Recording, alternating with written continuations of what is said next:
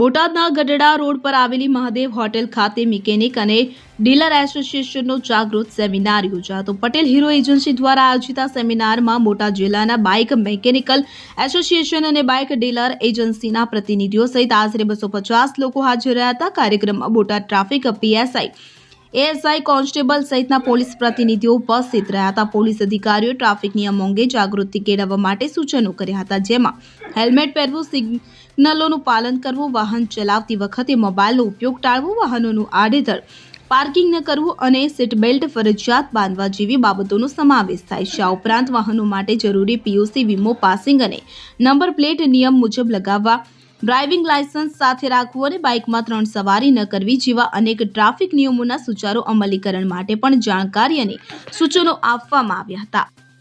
Bureau report CN24 news.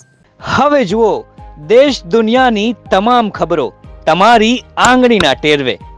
ઉઠાવો mobile અને Google Play Store પરથી ડાઉનલોડ કરો અમારી CN24 ન્યૂઝ મોબાઈલ એપ.